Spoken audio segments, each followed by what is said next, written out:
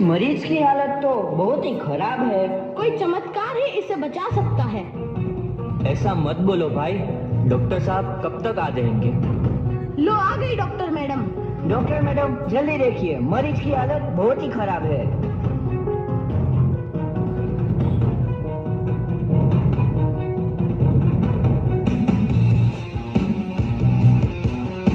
अब आप बिल्कुल ठीक हैं। मौत के मुंह से आपको बचाया है डॉक्टर मैडम ने। डॉक्टर साहब ने मुझे बचा लिया। मुझे मिलना है डॉक्टर साहब से।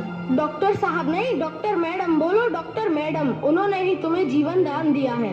लो आ गई डॉक्टर मैडम, मिल लो उनसे। डॉक्टर मैडम, आपका बहुत बहुत धन्यवाद। आपने मेरी जान बचाई। इसके बदले में मैं गरीब भला आपको क्या दे सकता हूँ? वचन चाहिए मुझे कि कभी ये नहीं कहोगे कि लड़कियां कुछ नहीं कर सकती। वचन? ये कैसा वचन?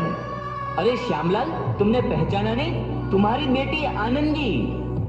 आनंदी? मेरी बेटी आनंदी डॉक्टर? हाँ बापू, वही आनंदी जिसके लिए बचपन में तूने चूल्हा और दूल्हा के अलावा कुछ नहीं सोचा था। आनंदी, आनंदी मेरी बेटी, मुझे माफ कर दे। मैं तेरा गुनहगार हूँ बेटी। नहीं नहीं बापू, वही आनंदी जिसके हाथ पीले करके तुम उसकी सारी जिंदगी काला कर देना चाहते थे।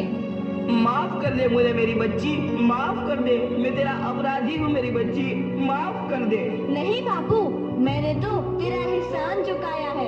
याद है ना अपना एहसान जो बचपन में तुमने मुझ पर किया था? ताने सुना सुना कर जीते जी मार डाला था मुझको। अब बोल, और किस किस को मारेगा?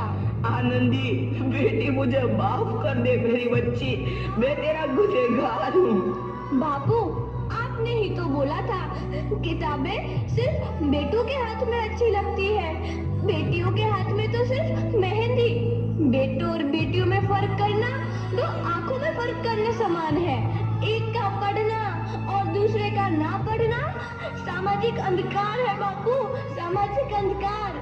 उपकार मांगता हूँ मैं तुझ जैसी बेटी का, जिसने सारी उम्र मुझसे कुछ ना मांगा तो सिर्फ बराबरी का दर्जा।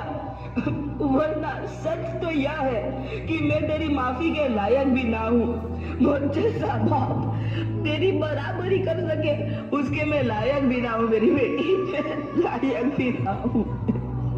अपने बापू को क्या माफ नहीं करोगी आनंदी? माफ कर दो आनंदी, माफ कर दो। सुबह का भूला यदि शाम को घर लौट आए तो उसे भूला नहीं कहते। बापू। तो इस प्रकार आनंदीबाई जोशी ने अपनी मेहनत और अटूट इरादे से न केवल भारत की पहली महिला डॉक्टर बनी, बल्कि आगे चल के उन लड़कियों के लिए सुनहरा रास्ता